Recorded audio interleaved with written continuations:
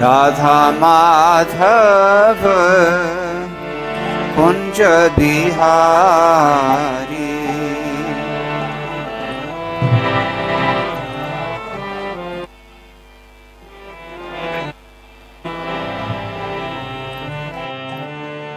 राधा माधव कुंज बिहारी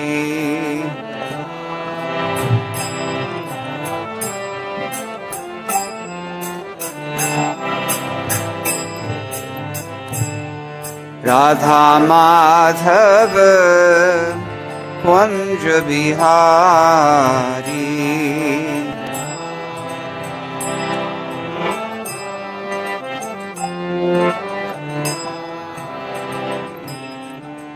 गोपीजन वल्लभ गिरिवरधारी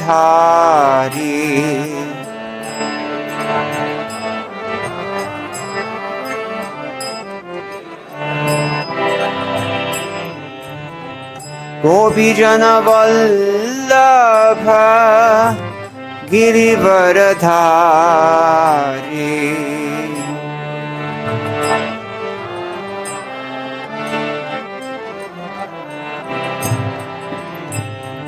गोपीजन वल्लभ गिरिवरधारी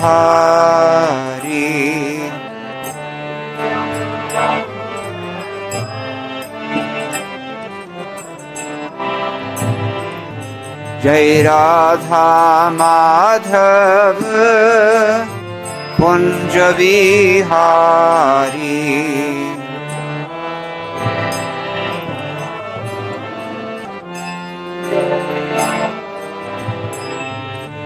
राधा माधव कुंज बिहारी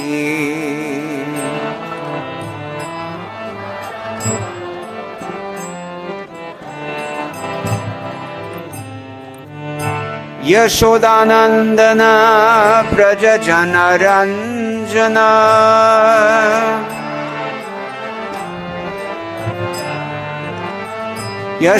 यशोदानंदन व्रज जनरंजन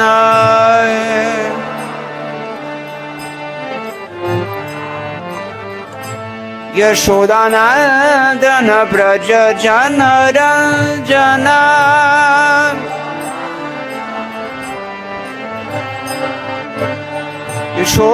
यशोदानंदन व्रज जनरंजन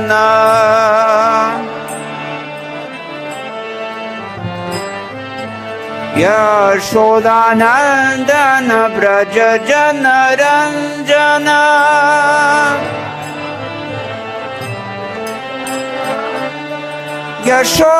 यशोदानंदन व्रज जनरंजन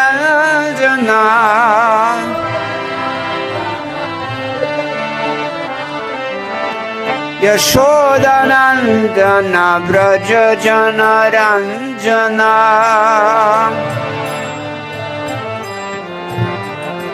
यमुना तीर वनचारी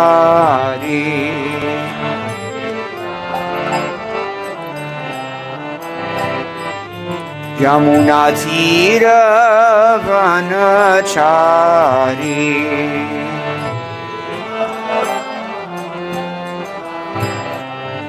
यमुना तीर वनचारी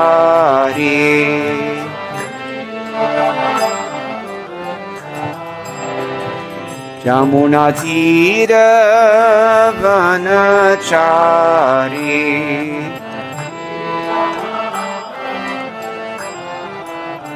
जय जय राधा माधव कुंज बिहारी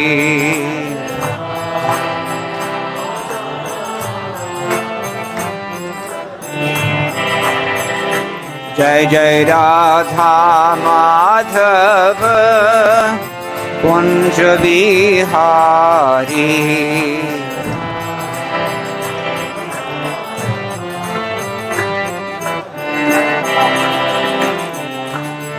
गोपी जन वल्लभ गिरिवरधारी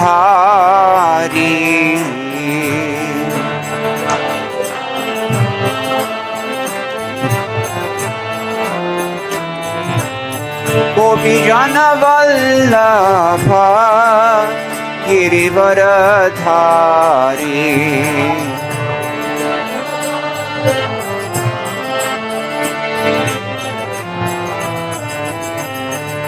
यशोदानंदन ब्रज जन रंजन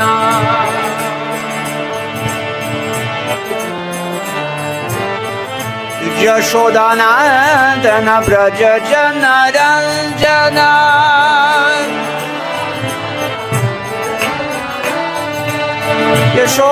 यशोदानंदन ब्रज जन रंजन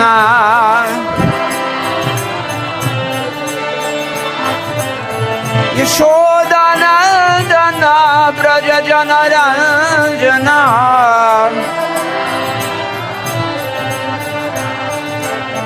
यमुना तीर वनचारी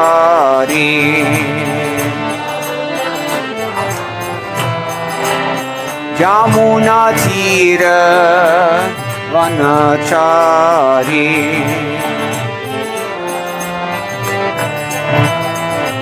यमुना तीर वनचारी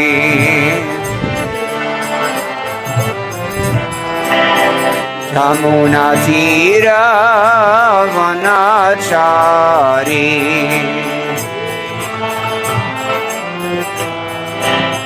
जय जय राधा माधव कुंज बिहारी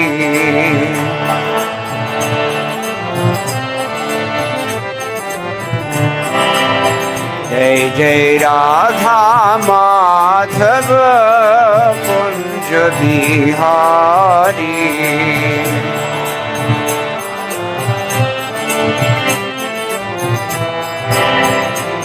जय राधा माधव कुंज बिहारी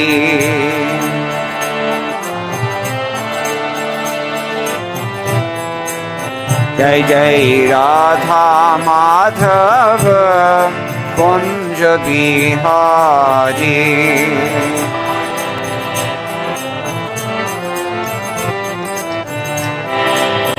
जय जय राधा माधव कुंज बिहारी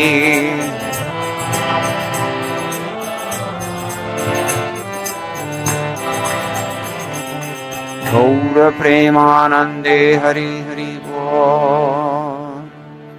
जय ओम विष्णु पद परमहंस प्रविजगाचार्य अष्टोत्तर श्री श्रीमद श्रील अभय चरणानंद भक्ति वेदांत स्वामी महाराज श्री प्रभुपाद की जय। अनंत कोटि वैष्णव वृंद की जय। नाम आचार्य श्रील ठाकुर हरिदास की जय। प्रेम से कहो श्री कृष्ण चैतन्य प्रभु नित्यानंद श्री अद्वैत गदाधर शिवासादि गौड़ भक्त वृंद की जय। श्री श्री राधा कृष्ण गोप गोपीनाथ श्याम कुंद राधा कुंद गिरि गोवर्धन की जय। वृंदावन धाम की जय। नवदीप मायापुर धाम की जय। गंगा देवी की जय। यमुना मई की जय। भक्ति देवी की जय। तुलसी रानी की जय। समवेत भक्त वृंद की जय। श्री हरिनाम संकीर्तन की जय। ग्रंथराज श्रीमद् भागवतम की जय। इस्कॉन विविधि संस्थापक आचार्य श्रील प्रभुपाद की जय। गौ प्रेमानंदे। All glories to the assembled devotees. All glories to the assembled devotees. All glories to the assembled devotees. All glories to Sri Sri Guru and Gauranga. Jai Shri Prabhupada.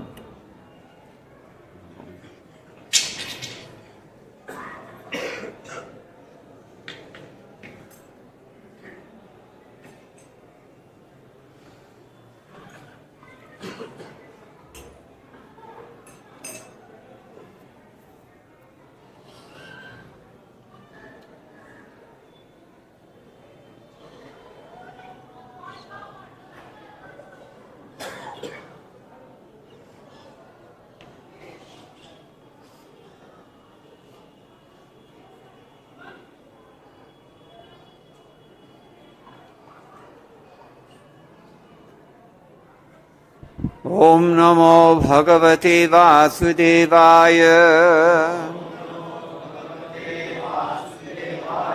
Om Namo Bhagavate Vasudevaya. Om Namo Bhagavate Vasudevaya. Narayanam Namaskritya Naram Chaiva Narottamam Devim Saraswatim Vyasam Tato Jayamudirayet Nashta Prayeshwa Bhadresho Nityam Bhagavata Sevaya Bhagavati Uttama Shloke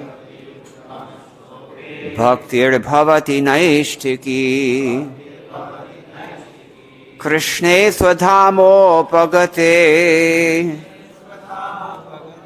Dhanamajnanadhipisaha Kalaunashradrishamesha Puranarko Dhunodita. This is Grantharaj, Srimad Bhagavatam. We are on the 10th canto, chapter 68, just beginning the chapter, which describes the marriage of Samba. We heard yesterday. Samba is, well, just to show us his own example, Lord Krishna performed austerities, because austerity is always necessary.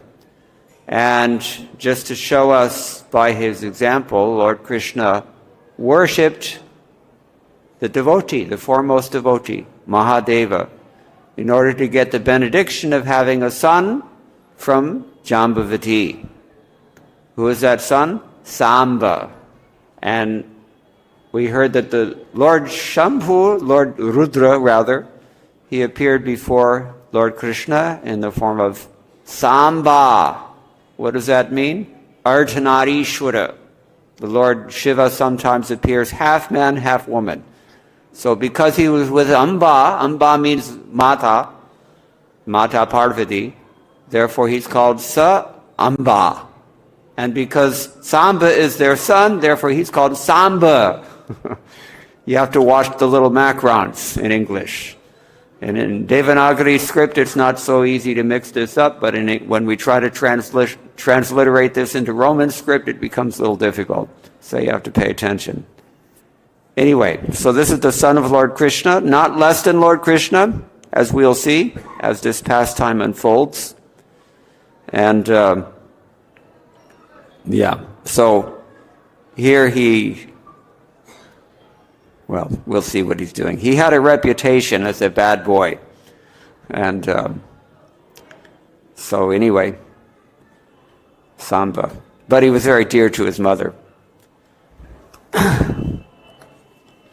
Please repeat. Kauravaha, Kupitaha, Uchuhum, Durvinitaha, Ayam, Arabhakaha, Gadarthi Kritya, Naha, Kanyam, Akamam, Aharat, Balat, Kaurava Kupita Uchur,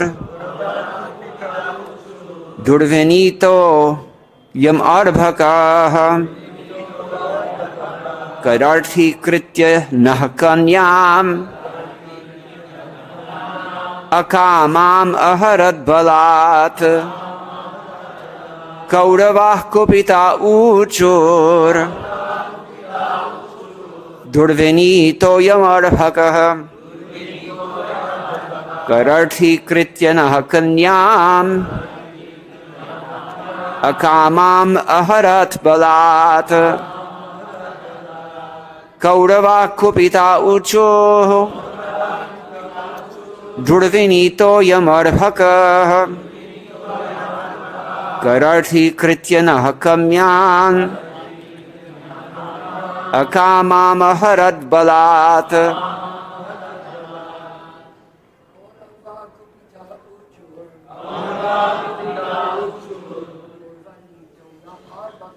Durvinitoyamarbhakah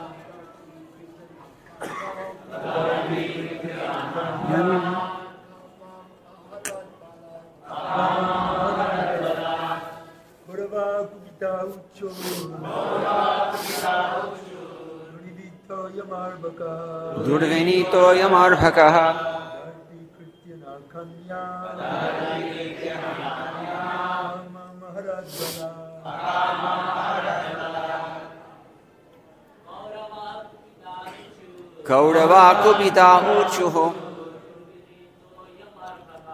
Durvinitoyamarbhakah Kadarthi krityamakamyam Akamam aharad balat Kauravaha kupita uchuho Durvinitoyamarbhakah Kadarthi krityana kanyam Kamyam aharad balat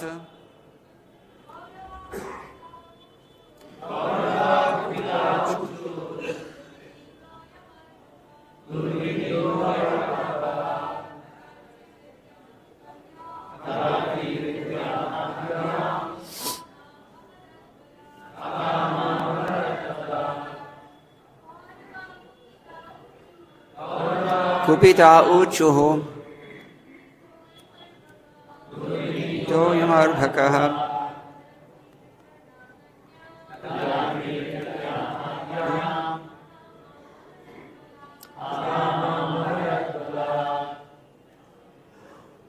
Kauravaha, the Kurus, Kupitaha, angered, Uchuho, said, Durvinitaha, ill-behaved, Ayam, this, Arbhakaha, boy, Gadarhi Kritya, insulting, Naha, us, Kanyam, the maiden, Akamam, unwilling, Aharat, has taken, Balat, by force. Translation, the angry Kurus said, this ill-behaved boy has offended us, forcibly kidnapping our unmarried daughter against her will. Please repeat, the angry Kurus said, this ill-behaved boy has offended us, forcibly kidnapping our unmarried daughter against her will. Om Jnanatimarantasya Jnananjanashalakaya Chakshuran Militam Yena Tasmai Shri Gurave Namah.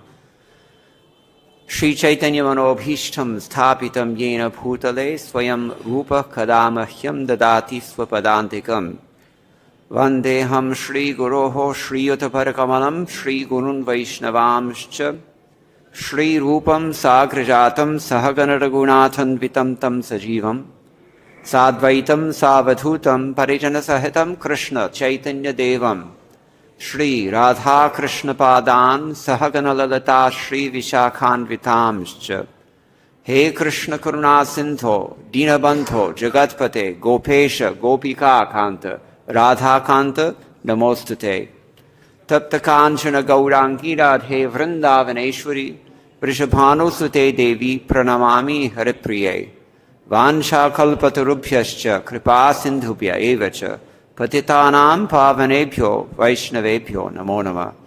Jaya Shri Krishna Chaitanya Prabhu Nityananda Shri Advaita Gadadhara Shivasadi Gaur Bhakta Vrinda. Hare Krishna Krishna Krishna Hare Hare Hare Rama Rama Rama Hare Hare. Madgavirapi Gopala Swikuryat Kripaya Yadi Tadaiva Sampayah Pitva Hrishyayus Tatpriyajanaha. There's no BBT purport here. Of course, this is not Srila Prabhupada's translation. This is that of his disciples. But on these first two verses, Sridhar Swami gives the limited comment Samitinjaya Sangramajit.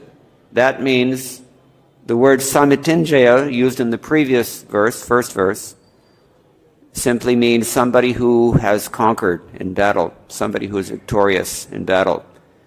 And he doesn't really say anything about this verse. It's kind of odd, because there are questions that are raised by the verse. His own commentator, Vamshidharacharya, he has said something about the second verse, even though Sridhar Swami didn't. So you wonder, what is he commenting on? But because it's not Sridhar Swami. But anyway, he says, akamam ajata kama vikaram. This girl was not desirous here. Akaman means she was not desirous.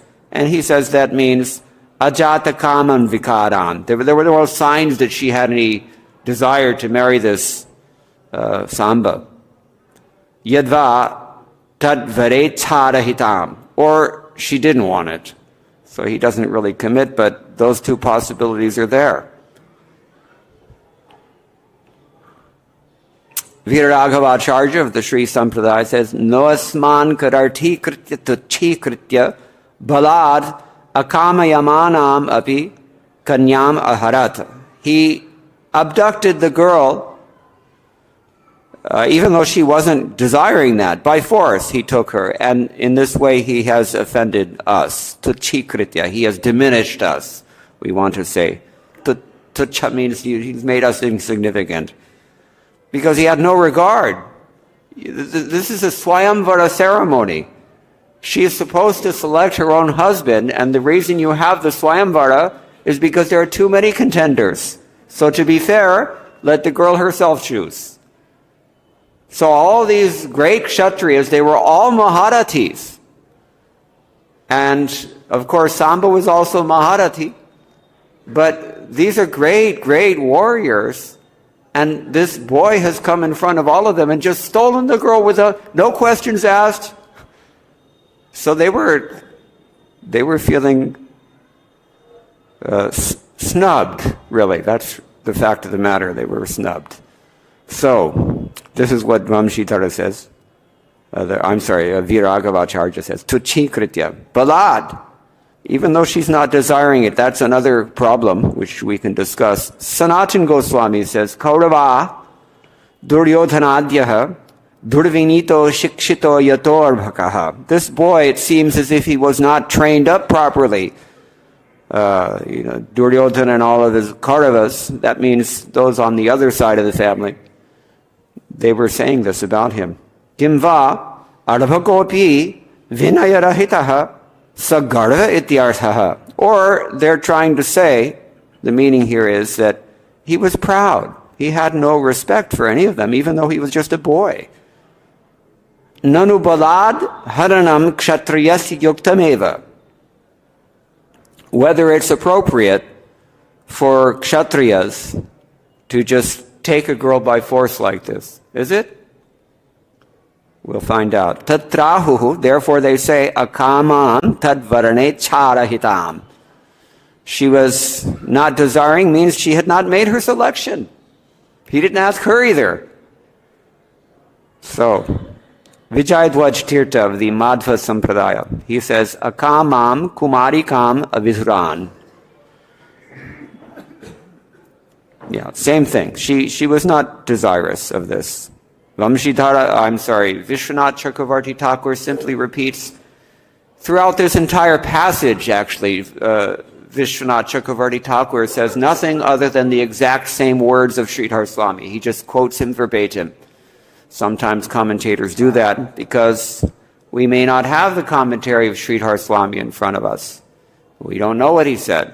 So he's faithfully representing his predecessors. Or sometimes if there's a need, they may add something new. For example, in Bhagavad Gita as it is, chapter 4, text number 10, one of my favorite verses. Who knows it? Chapter 4, text 10. I'll give you a hint. Vitaraga bhayakrodha. No. You're supposed to finish the verse. Nobody knows? They're shy only. Vitaragabhaya krodhan manmaya mam upashritaha bahovo jnana tapasa bhuta madbhavam agataha. Srila Prabhupada's purport to that verse, which I highly recommend that you review, even if you read it 5 minutes ago, he says things that no one before him ever said, because he said things that had to be said. He had a unique audience in the 20th century, and largely it's the same audience we have today. But Srila Prabhupada was very merciful to say what had to be said. In those circumstances, one is justified by adding something that where there has been no comment before. So, anyway, this was the case with Srila Prabhupada, and this is the case with Vishwanath Chakravarti Thakur through all the 5 verses that we're going to be discussing this morning. So that's something to consider. That's what it means to be a transparent via media. Just nothing added, nothing subtracted. Now Vallabhacharya says something very similar. Kanyapya kamam varanam dure chapi tasya nasti. She didn't even have a choice. So, this is the idea. All right, so was it proper, was it not? Well, we know that there are ordinary people, and then there are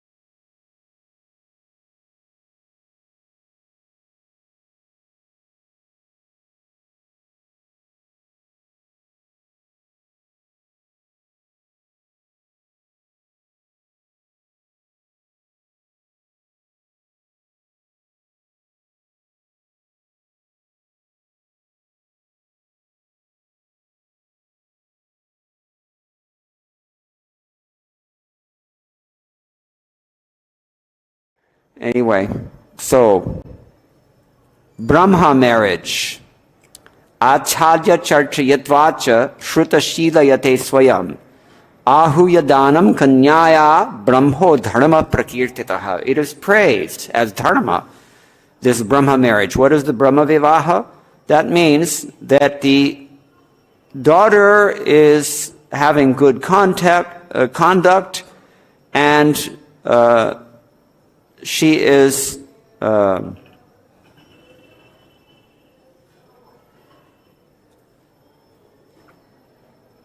married to a boy who has similar character, who is well learned in the Vedas, and their intention, of course, is to perform religious, propagation of the race, because that's the real point of marriage, after all. It's the supreme position of all the 8 forms of marriage. When the parents seek a suitable bride, then they consider her family background, and the girl's father will ensure that his daughter's groom is also qualified.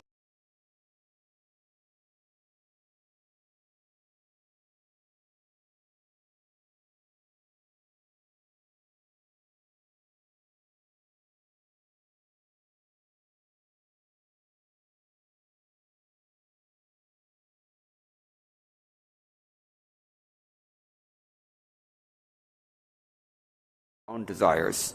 So these things are gradually being replaced by other forms. Still among the dharmic, 4 dharmic of marriages is Daiva Vivaha. Anybody know what that is?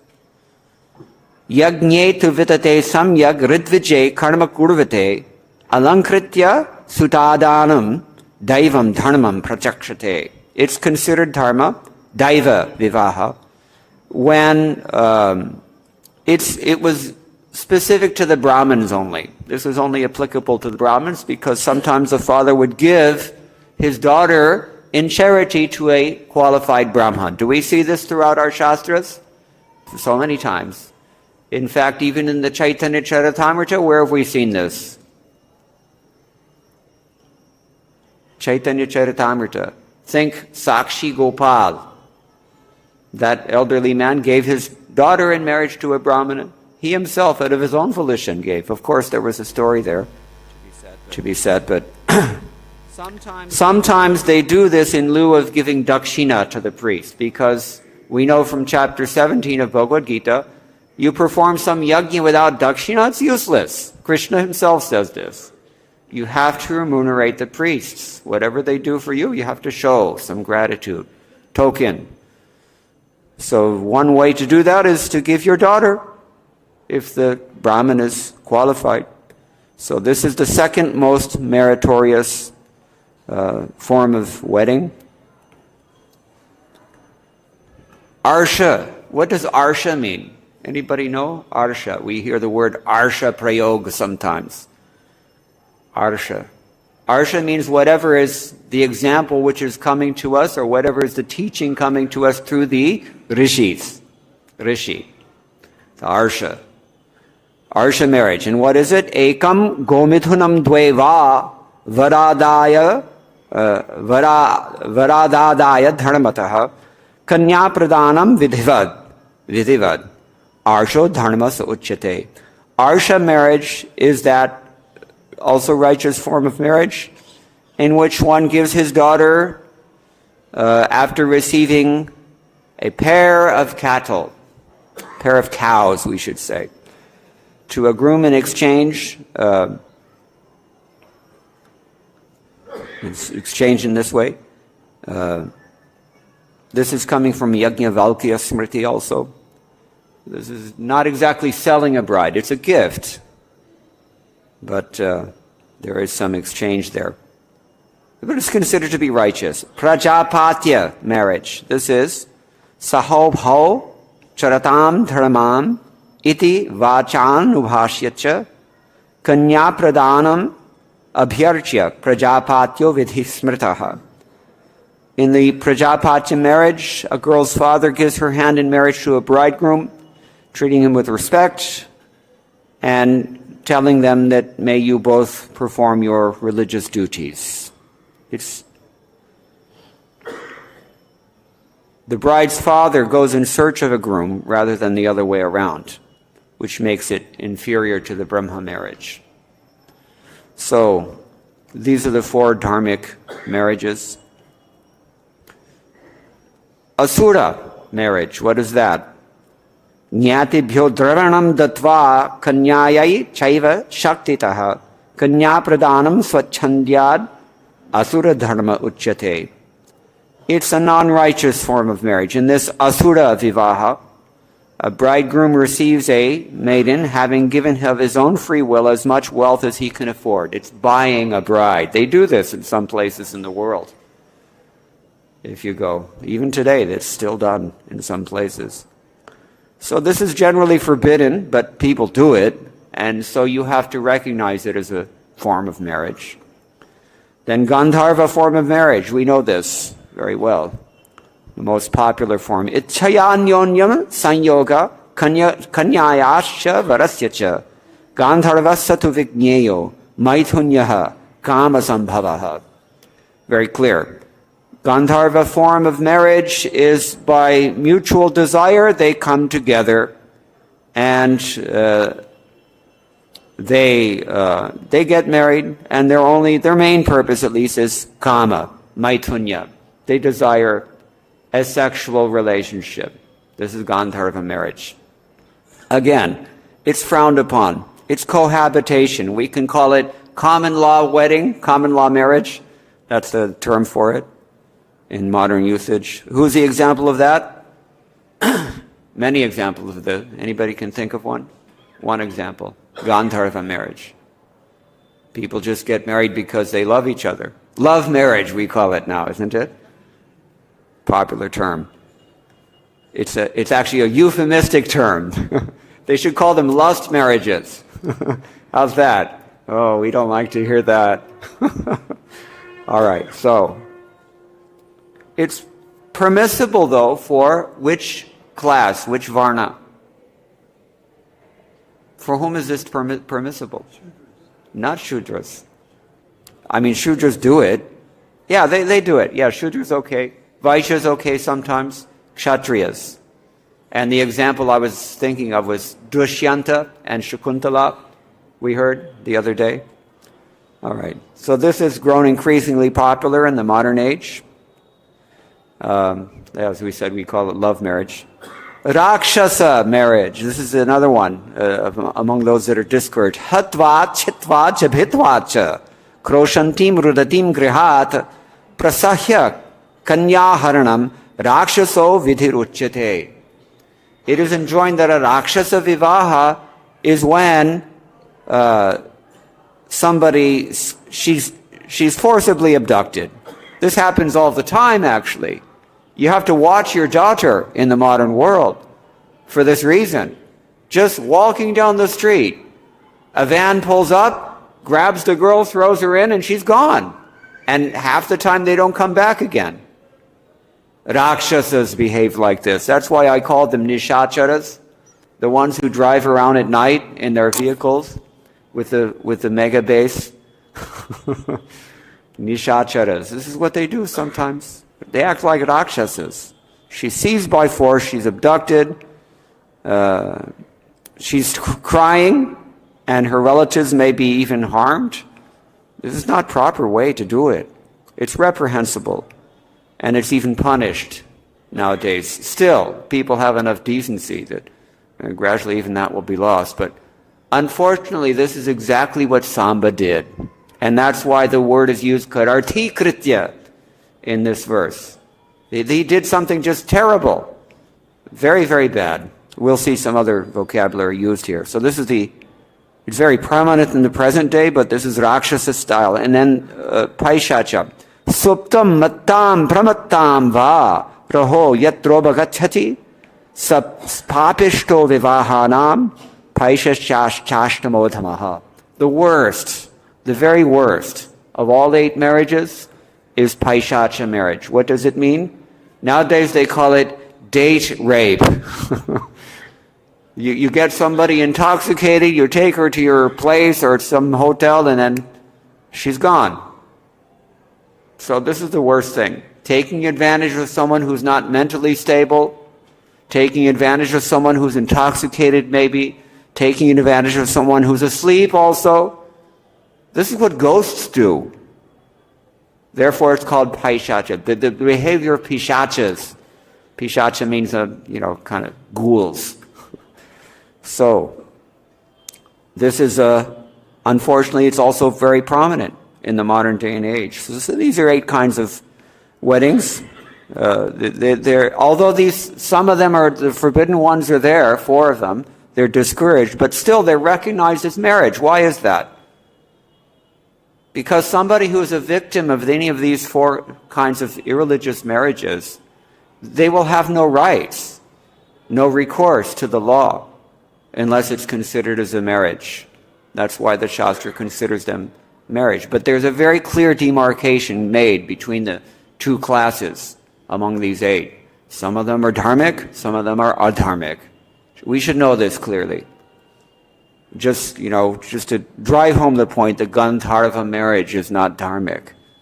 It's not considered to be dharmic.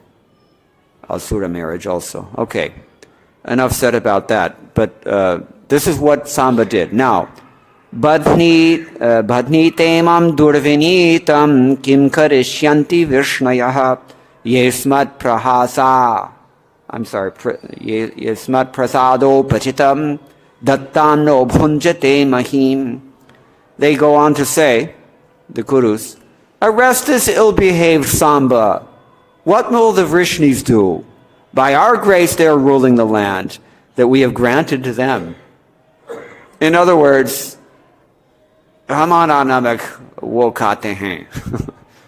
because this is their conceit was that we gave all these lands to the Yadus.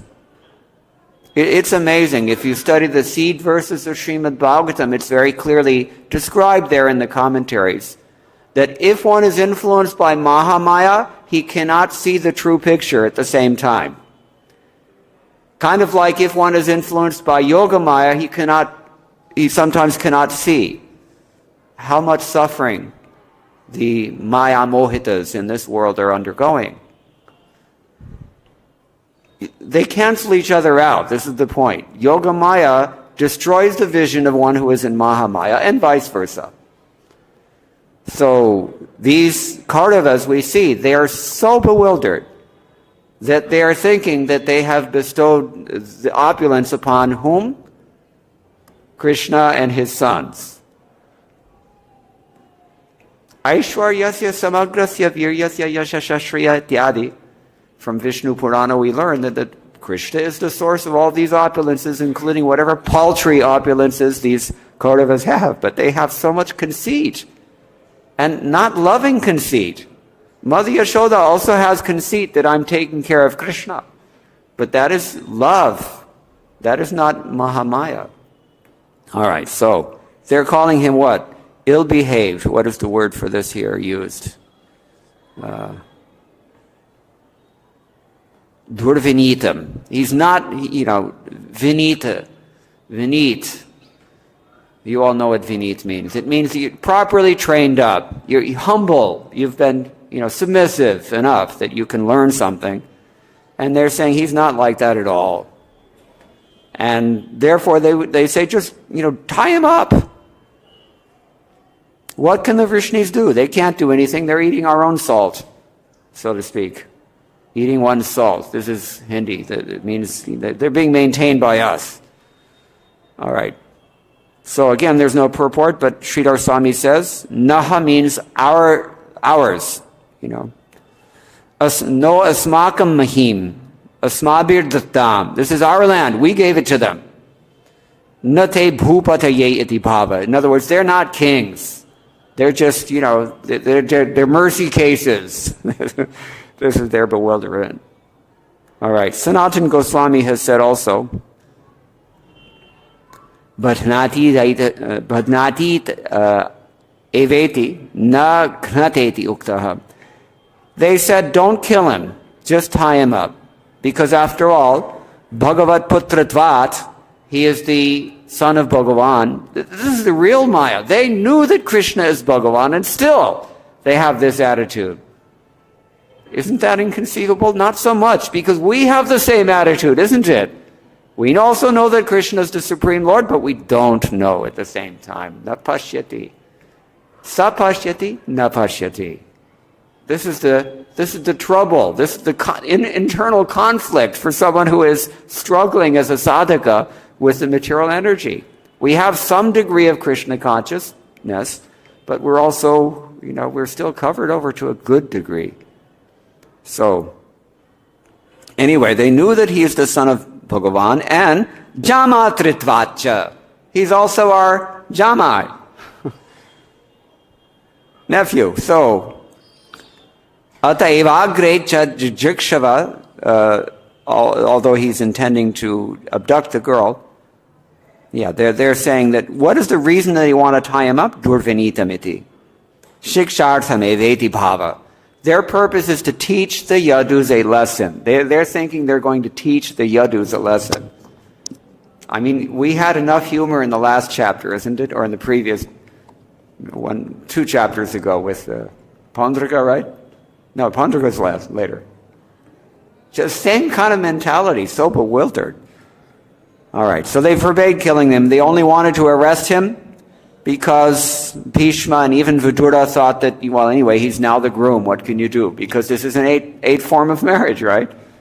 This Rakshasa marriage is one of them, so hey, they're already married. Kya kare? So, but we do have to chastise him, and we also have to show the other Yadus. What was their purpose in teaching a lesson to the other Yadus? They wanted to humiliate those Yadus. Show them who's boss, so to speak. So this is explained later, why did they want to catch him.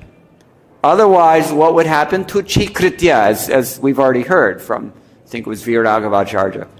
The Kauravas will be made, they'll be diminished, they'll be minimized, and they'll become a laughingstock. And Maranat Atirichyate, in Bhagavad Gita we've heard, that for a Kshatriya who has been honored, to be dishonored, oh, it's worse than death. It's worse than death. They would rather die. That's why they fight to the death, the Kshatriyas, real Kshatriyas, not those bogus, Kun Kshatriyas. All right, so we'll go on. Nigrihitam sutam shrutva yadye shantiha vrishnayaha bhagnadarpaha shamam yanti prana ivasu sanyataha. If the Vrishnis come here when they learn that their son has been captured, we will break their pride. This was their determination. Thus they'll become subdued, just like bodily senses brought under strict control.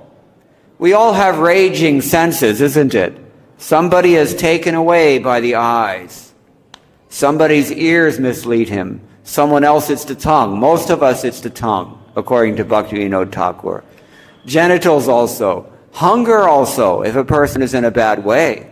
Hunger can drive you to do surprising things. So all these pushings, Vegas, we're all enslaved by these things. But if you're fasting, this is the example Krishna gives in Bhagavad Gita. Anybody know? Rasoham, no. What is that? Vishaya vinavartanti niraharasya dehinaha. What's the rest of it?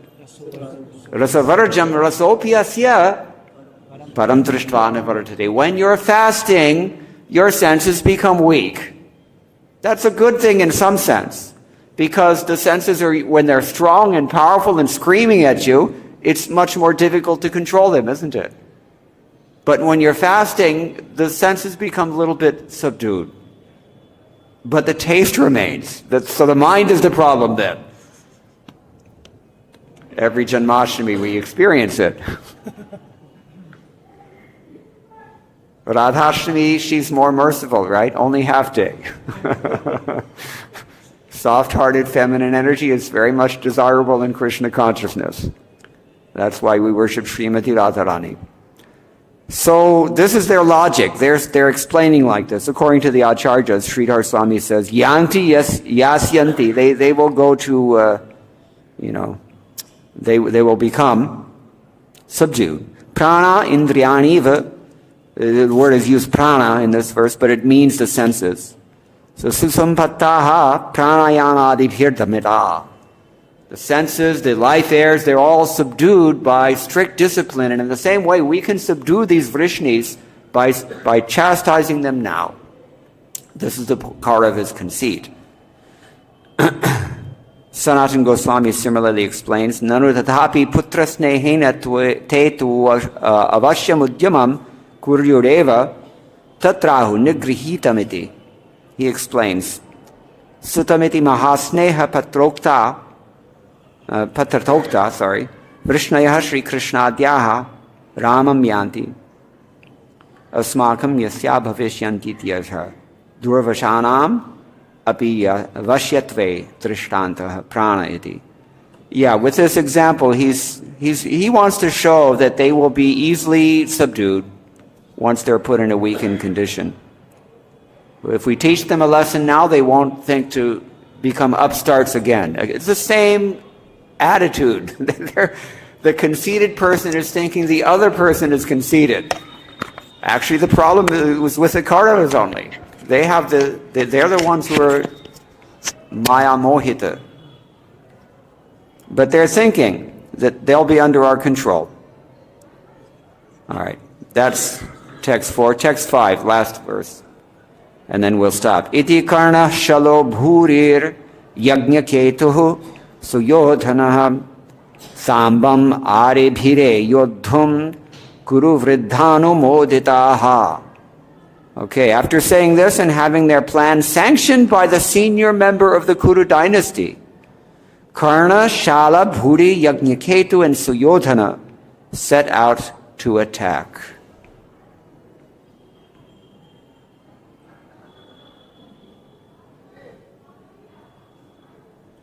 Who are they going to attack? Samba. So there's a purport, BBT purport here. Srila Vishwanath Chakravarti Thakur explains that the elder of the Kurus mentioned here is Bhishma, who gave permission to the younger men as follows. Since this maiden has already been touched by Samba, she cannot take any other husband. We heard yesterday there was a token Swayamvara arranged. Nobody even came. Kshatriyas are so proud, especially Kshatriyas. They didn't even show up because they know that if we take her now, then everybody will point at us and say, oh, you know, so many things. Very prominent. This pride is there. So anyway, this was Bhishma's argument, and he was right. In that social context, nowadays it hardly matters, but in that social context, it's true. Everybody would have had a hard time. So he must become her husband. Nonetheless, you should arrest him to make a statement about his impropriety and our own prowess also. But in no case should he be killed. This was Bhishma's opinion. So the Acharya also adds, Vishwanath Chakravarti, that Bhishma accompanied the 5 warriors mentioned in this verse. That makes 6, and that also makes sense out of Sridhar Swami's commentary, which is, Kuru vritto Bhishmas teshanumoditas tat sahitaha shad eti ityartaha. Bhishma went with them, along with them. That makes 6, because he was the Kuru Vriddha, the elder of the Kurus. Vriddha. Vriddha means somebody. What does Vriddha mean literally? Anybody know? Vrid in Sanskrit is dhatu, vrid dhatu. It means to expand, to flourish, to grow. So it is expected when someone grows older, he should also expand in his character and his wisdom and everything. You see? We make this joke that to become a senior devotee, all you have to do is get old. That's the limitation of the English language, and that is why this word is used in Sanskrit. Kuru Vriddha. He was not only just old, but he was expansive. He was what is the word we have for that? He was formidable, maybe is a good way to put it. All right. Vishwanath Chakravarti Thakur verbatim again repeats Sridhar Swami. Yeah, so Somadatta had 3 sons. Who were those sons? Shala, Bhuri, and Bhurishvara. He was also called Yajnaketu here in this verse. These three went with Karna and Duryodhana. So, Shala, Puri, Purishwara, and Karna and Duryodhana. Suyodhana means Duryodhana, actually. That's 5. So who's the 6th person? We just said Bhishma. Yeah, so they went. Since Samba has touched the maiden already, he must not be the husband, for it would be improper to marry her to someone else, anyone else. To show our bravery and his impropriety, however, we should capture him, but not kill him. So therefore they bound him up. This is the commentary. All right, so we'll see what happens. This is the end of our sojourn into the first 5 or so verses of this chapter. Does anyone have any questions or any comments on anything that we've discussed? We've discussed a lot of things. There should be some questions, because I've said some questionable things. One of them is that why does Krishna have to do austerities to marry his son? I mean, actually, we explained it, so maybe no questions remain, I hope. But anything else?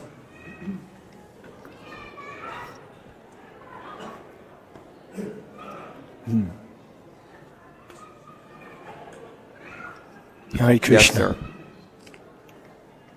Hare Krishna.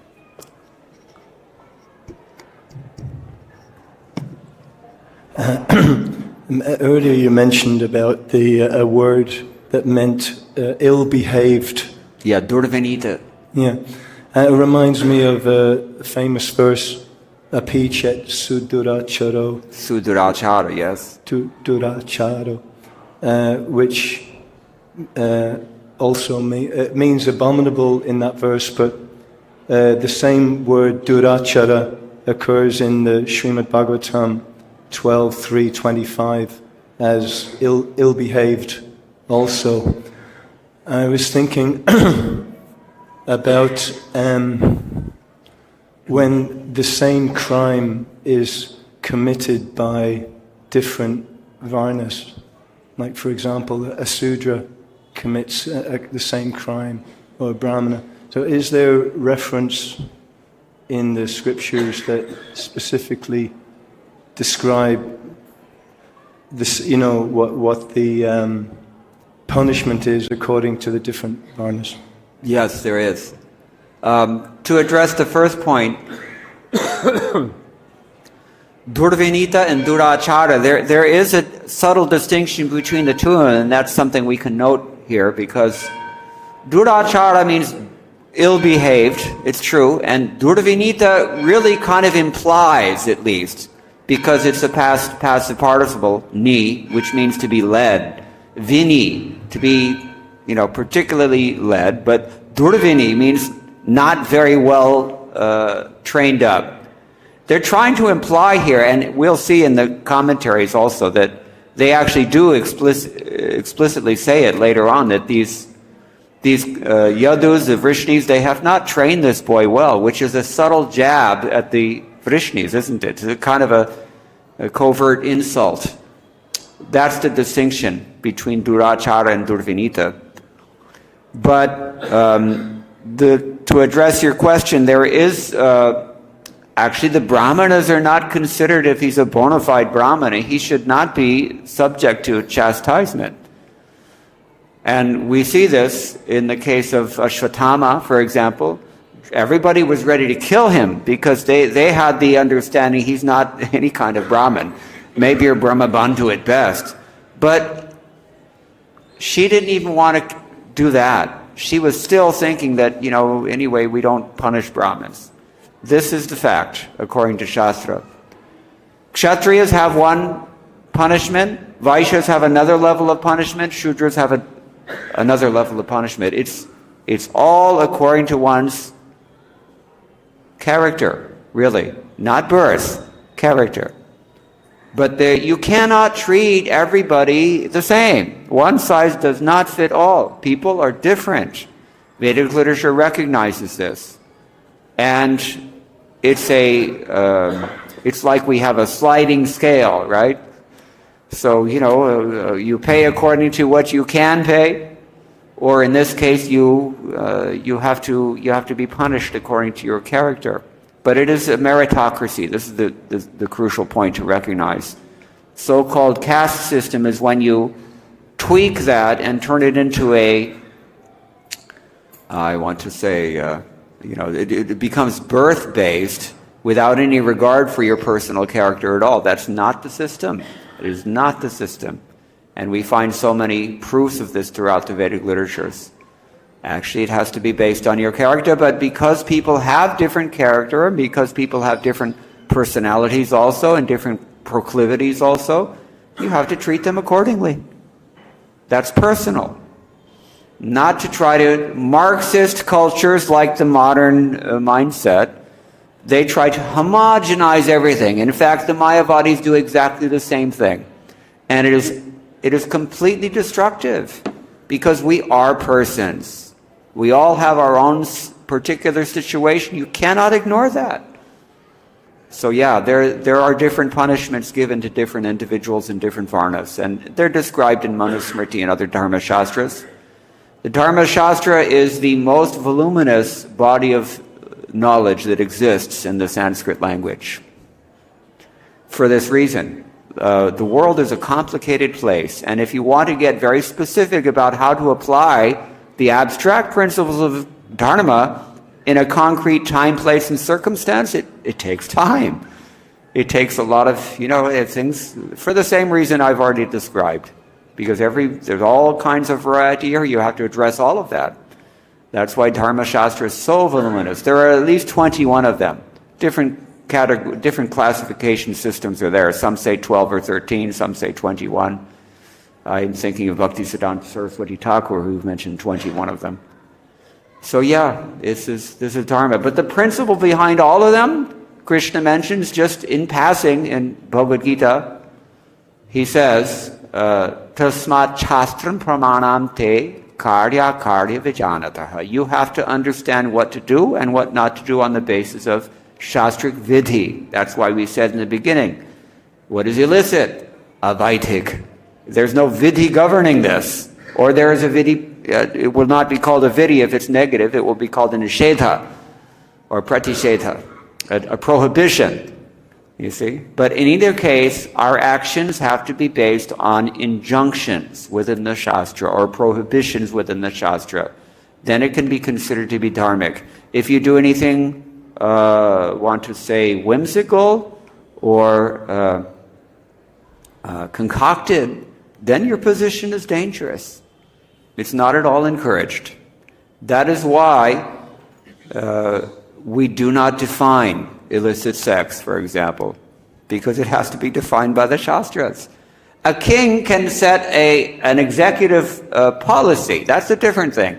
But nobody can define dharma amongst ourselves. It's stated in the Shastra. Even devas cannot arbit what is dharma. It is a difficult thing to understand. That's a big topic. It is a separate topic as well, but it's worth mentioning at the end. I hope that satisfied your question.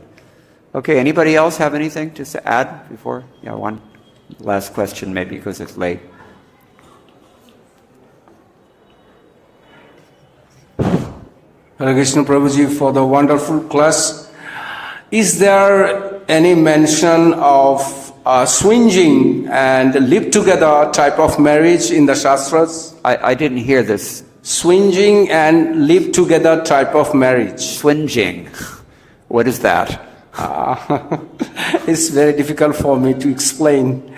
It means that if I have a friend, my wife can have sense gratification with that friend, and his wife can have sense gratification with me. Yeah, people come up with all kinds of stuff, isn't it? But actually these things are defined in the Shastra. They really are, because, what is that called? It's called Asura marriage. It's called Rakshasa marriage. It's called, these four kinds of adharmic categories. Somebody once asked a question in a class, we have people who are addicted to so much sinful activity, so, all this dharma stuff is like really hard for them. So is there a set of rules that, for the demons that they can follow that's more appropriate to? So the speaker gave the answer. Yeah, well, dharma for demons. Actually, there is such a thing described at least in the Vama Purana. Demons have their own set of dharmas, but we're not all strictly speaking demons. At least biologically speaking, we're supposed to be human beings. And it's either adharma or it's dharma. If it's not dharma, then it's necessarily adharma. There's no such thing as dharma for demons in that sense, among human beings. That's why they call it manava dharma, manushya dharma, because it's meant for human beings. Animals have their own standards, demons have their own standards, devas have their own standards. That's why it's called the Gandharva marriage, because it's more appropriate for the devas. It's not appropriate for humans. So yeah, I don't know if I'm answering your question entirely, but swinging. Okay, and what was the other thing you asked about? Live together type of marriage. Yeah, common law marriage or open relationship, we call this, swinging. Open relationship or common law marriage, live-in relationship. Yeah, these things are recognized even in the American judicial system, for that matter. But they're not usually considered to be very high class. Yes, Banabhata Prabhu. Thank you, Prabhuji.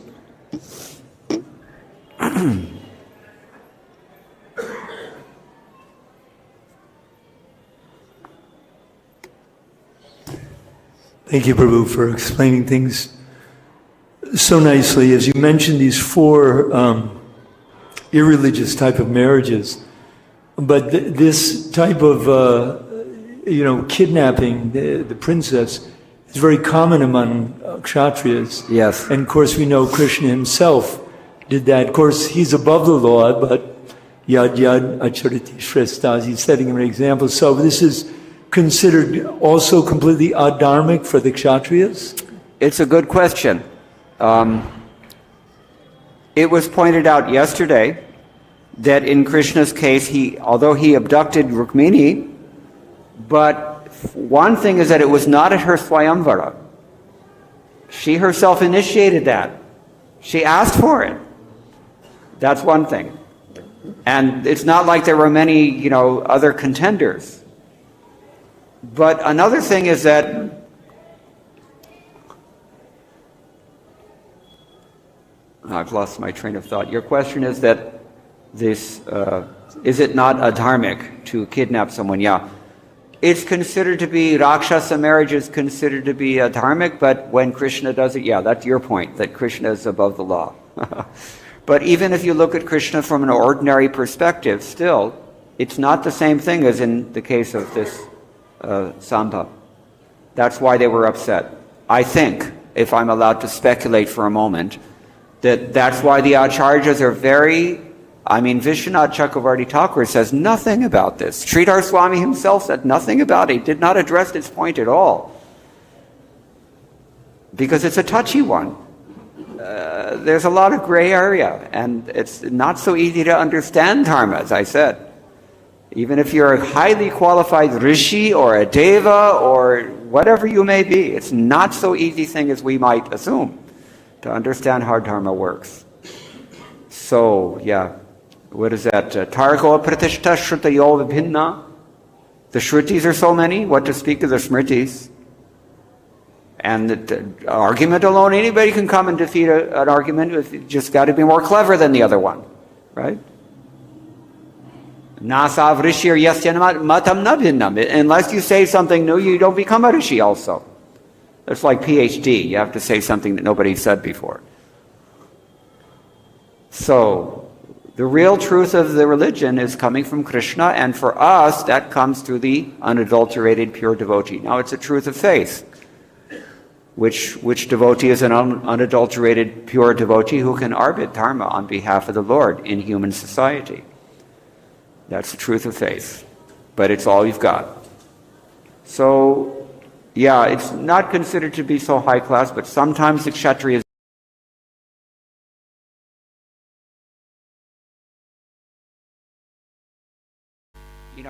he's not having any regard for the rest of us, for one thing, and he's not even having any regard for her will. What does she want? He didn't even ask. So that's a different matter. That makes it truly Rakshasa marriage, which is not correct. I hope that's okay. Thank you. That's the best I can do. Maybe somebody else can comment. Yes.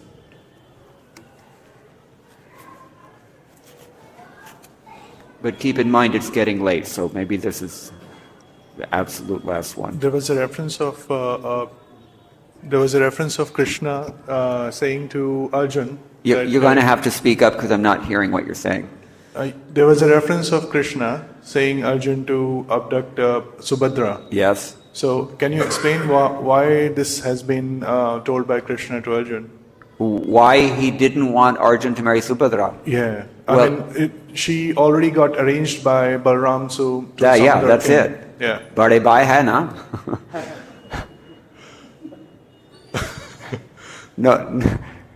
No further questions. That's one answer. I mean, I wouldn't want to say too much without reviewing the commentaries on that passage, but this is the obvious answer that what Balaram wants, that's very important. We've seen that Balaram, he can do some problems. He can make some problems if he's not happy with you. So, all right. So thank you all very much. All glory to Srila Prabhupada. Hare Krishna.